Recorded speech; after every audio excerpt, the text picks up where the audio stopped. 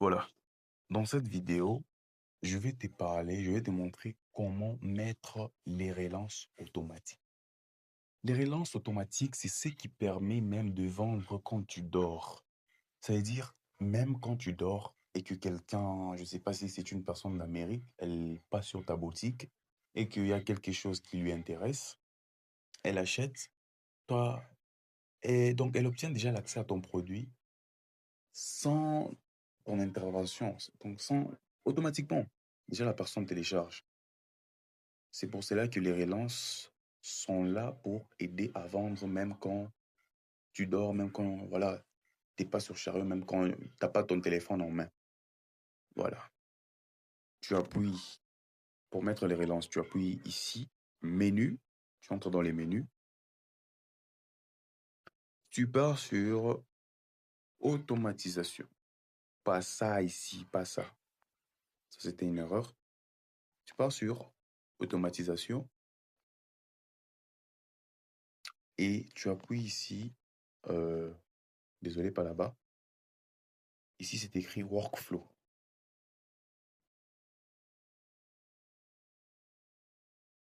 Et ici, tu peux maintenant créer un workflow.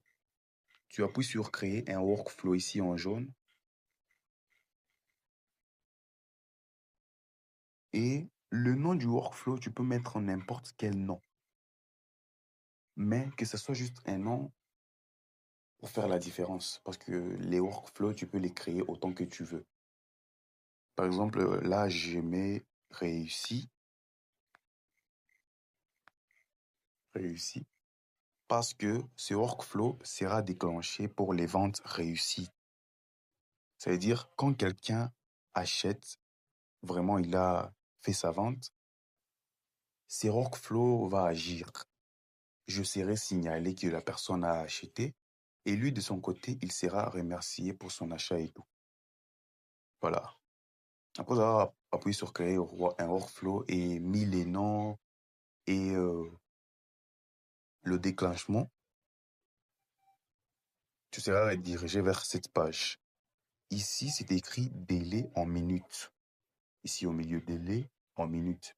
Tu l'actives et tu mets même 4 minutes. 4 minutes, c'est mieux.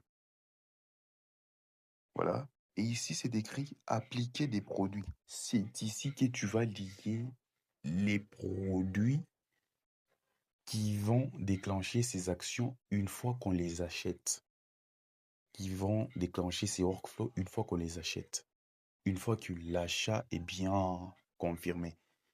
Par exemple, si sur ton produit, il y a déjà, sur ta boutique, il y a déjà un produit, tu appuies sur activer le workflow, plutôt appliquer, tu l'actives.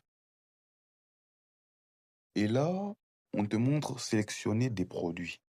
Une fois que tu appuies là-bas, ici déjà, il y aura la liste de tous tes produits que tu as sur ta boutique. S'il y a un seul produit, on te met là-bas le seul produit. S'il y en a au moins 3, tu peux toutes les sélectionner, donc tous les sélectionner, ces produits, ou sélectionner donc autant que tu veux. Tu sélectionnes les produits pour lesquels ce workflow sera déclenché. Par exemple, moi, sur le, pour le moment, il y a ce produit de merde qu'on a créé juste pour vous montrer. Je le sélectionne. Et ça là, arrêt en cas d'échec, on peut sauter. Ici, arrêter si les clients possèdent le produit, on peut sauter. Et ici, à la fin, c'est écrit ajouter une action. Tu appuies sur ajouter une action. Et là, tu appuies sur sélectionner une action, comme c'est écrit ici. Voilà, tu appuies sur envoyer un email. Voilà, une fois appuyé là-bas, tu seras redirigé vers cette page. Tu commences à défiler, à descendre. Ici, sur entrer les minutes, tu peux mettre toujours les 4 minutes, même 3 si tu veux. Le nombre des minutes que tu voudras, c'est-à-dire le délai dans lequel ce workflow devra agir. Voilà, tu mets même 4 minutes. Et ici, sur la configuration, c'est... Donc, comme on est sur le workflow de la réussite, quand l'achat est réussi. Donc là, le client doit avoir, par exemple, un message de remerciement. Donc là, dans objet de l'email, je mets même bonjour, merci pour votre achat et profitez-en bien. Voilà, profitez-en bien. Voilà. Tu peux écrire tout ce que tu veux comme message de remerciement. Et ici,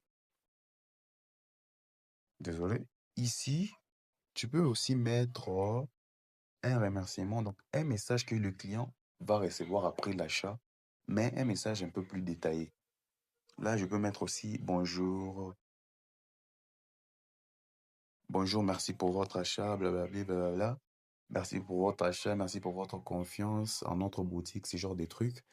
Et à la fin de ton message, tout ce que tu auras à écrire, faut que tu écrives toujours en cas de besoin. Faut que tu ajoutes cette phrase. En cas de besoin, vous pouvez toujours consulter notre boutique. Et après cette phrase, en bas, tu mets le lien de ta boutique. Tu vas le copier depuis ta boutique. Tu copies le lien et tu vas venir le déposer ici. Même si en ce moment, au moment où tu crées ce workflow, tu n'as pas encore copié le lien, ne t'inquiète pas, tu peux enregistrer ce workflow et aller copier le lien pour revenir le placer après la phrase que je t'ai dit. Et ici, sur ces trois champs, tu peux mettre ton adresse mail partout sur les trois champs. La même adresse, même deux adresses si tu veux, mais les adresses que tu utilises. Voilà. Ça veut dire que c'est cette adresse qui va envoyer des messages à la personne. Voilà, qui a acheté. Et après tout ça, tu appuies sur ajouter une action. Déjà, ton workflow a été créé. Là, tu appuies encore sur enregistrer ici en bas. Ici. Voilà, déjà le workflow a été créé. Maintenant, là, tu peux revenir en arrière. Tu peux actualiser un peu pour le voir.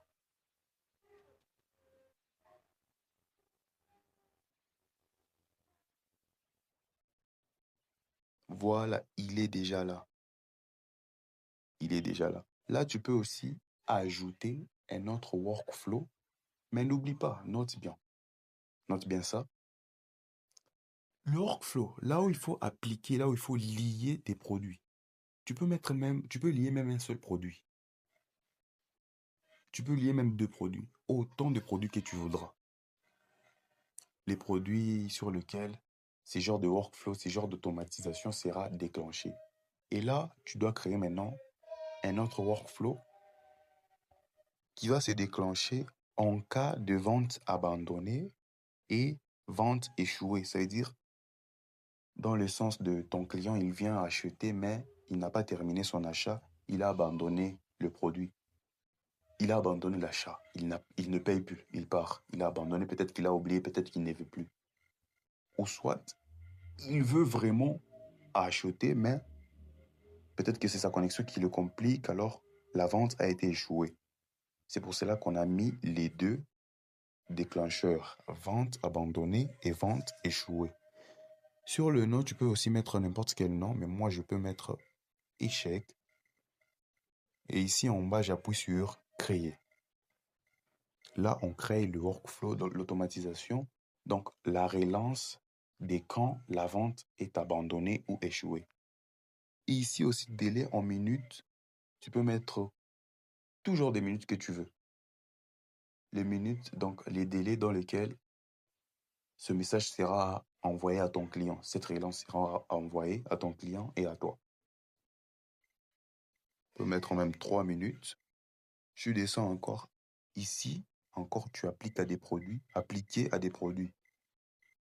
Tu sélectionnes les produits donc, qui vont commencer à déclencher ces workflows. Une fois qu'on les abandonne, une fois qu'on échoue de les acheter, ces produits-là. Voilà.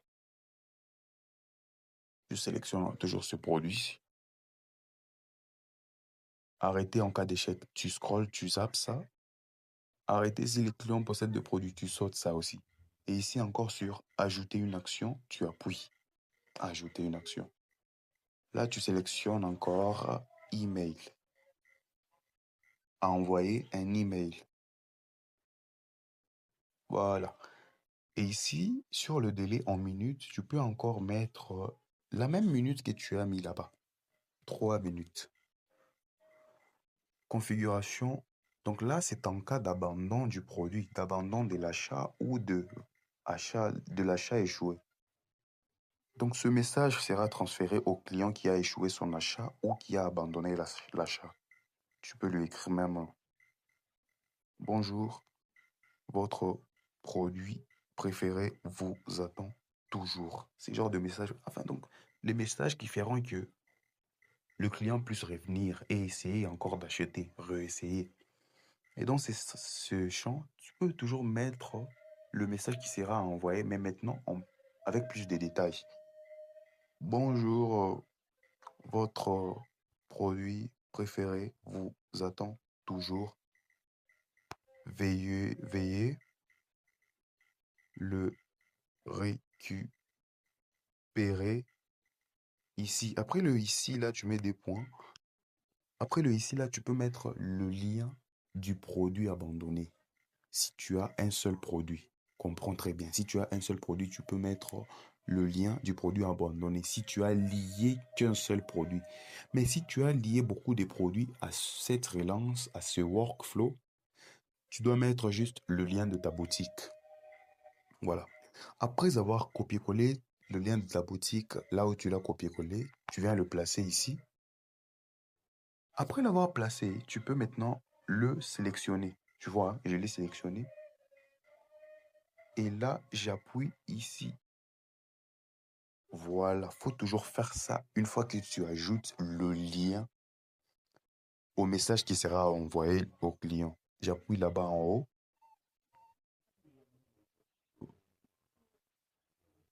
Voilà. Déjà, le lien, quand tu vas le copier, une fois que tu appuies là-bas, c'est maintenant qu'il sera maintenant en lien. Parce que sans appuyer là-bas, il sera comme un simple texte. Donc, tu appuies maintenant sur Save. Il devient maintenant un lien. Donc, il faut toujours faire ça à chaque fois que tu ajoutes un lien au message qui sera envoyé au client. Et ici, tu mets toujours tes adresses, ton adresse. Tu peux reproduire la même adresse 3 fois. Ici, il n'y a pas de problème. Tu ajoutes l'action. Voilà, le deuxième workflow a été créé. Et là, ici en bas, tu appuies encore sur enregistrer. Voilà, déjà là, le workflow qui sera déclenché en cas d'abandon de l'achat ou de la vente, l'achat échoué, vient d'être activé. Donc, à chaque fois que tu crées un produit, à chaque fois que tu ajoutes un produit, tu peux venir le lier à ces workflows. Tu le lis ici pour que quand on l'achète, tu sois signalé. Quand on l'abandonne, tu sois signalé et que le client aussi soit signalé. C'est ça l'importance des relances automatiques. Et voilà, je m'excuse. J'ai oublié un petit détail au début de cette formation donc, ce petit détail devrait être au début. Ça parle de... voilà. Attends. Paramètres. Ça parle du nom de domaine. Après avoir appuyé sur paramètres, tu viens ici. C'est écrit nom de domaine. C'est ici que tu peux personnaliser le lien de ta boutique. Tu appuies sur personnaliser. Tu écris juste un début. Par exemple, moi, ma boutique s'appelle, si c'est Wery Market. Je peux mettre même Wery. Juste Wery. C'est tout. Bon, on dit que non, c'est invalide. Je peux mettre, voilà, Wery. Sans point, sans accent, donc sans rien. Avec des accents, tu peux mettre des accents. Je parle de points. Sans points, c'est genre des trucs. Sans tirer des traits. Donc, le nom. même le nom, donc tout ce que tu veux. Tu appuies sur enregistrer. Déjà, le lien de ta boutique vient d'être modifié, c'est tout. Là, tu peux appuyer ici, ici. Pour revenir en arrière, là, le lien de ta boutique vient d'être modifié. Tu peux le placer partout où tu veux maintenant, sur tes réseaux sociaux, pardon, partout. Voilà. Du coup, on se retrouve. Donc, pour mettre le lien de ta boutique dans le workflow là, quand tu veux mettre le lien, tu viens ici, tu appuies ici, copier le lien. Déjà là, le lien de ta boutique sera copié, sera dans ton presse-papier. Voilà, c'est ça. Du coup, on se retrouve dans la prochaine vidéo pour te montrer maintenant comment vendre tes produits digitaux. Voilà.